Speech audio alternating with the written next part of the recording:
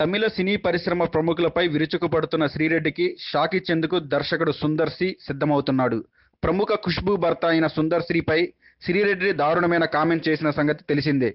శ్రీరెడ్డి చేసిన వివాదాస్పద వ్యాఖ్యలపై చట్టపరమైన చర్యలు తీసుకోవడానికి సుందర్ సి సిద్ధమవుతున్నట్లు సమాచారం. సుందర్ సిపై శ్రీరెడ్డి చేసిన వ్యాఖ్యలు ఇవే. హైదరాబాద్లో అరణ్మయ్ షూటింగ్ సందర్భంగా ఎగ్జిక్యూటివ్ నిర్మాత గణేష్తో కలిసి వెళ్లి సుందర్ సిని కలిశాను. ఆ రోజు నా ఫేస్బుక్ ఫ్రెండ్ సినిమాటోగ్రాఫర్ సెంధిల్ కుమార్ను కలిశాను. ఆ సందర్భంగా తన తదుపరి చిత్రంలో నాకు అవకాశం ఇస్తానని చెప్పారు.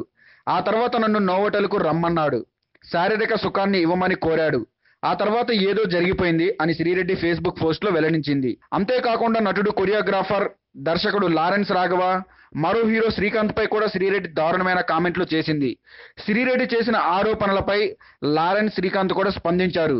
శ్రీరెడ్డి చేస్తున్న ఆరోపణల్ని అవాస్తవాలే, నిజం లేదు అని మీడియాకు ఓ ప్రకటన జారీ చేశారు.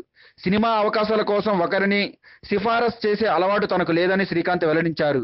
శ్రీరెడ్డి చేసిన వివాదాస్పద వ్యాఖ్యలను సుందర్ సి ఖండించారు. శ్రీరెడ్డి చేసిన వ్యాఖ్యల్లో వాస్తవం లేదు, ఆమె చెప్పేదంతా అబద్ధమే.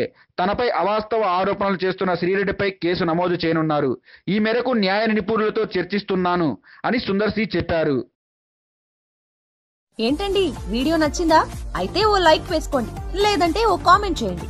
ఎప్పటికప్పుడు మా వీడియోస్ చూడాలంటే సబ్స్క్రైబ్ చేసుకోండి.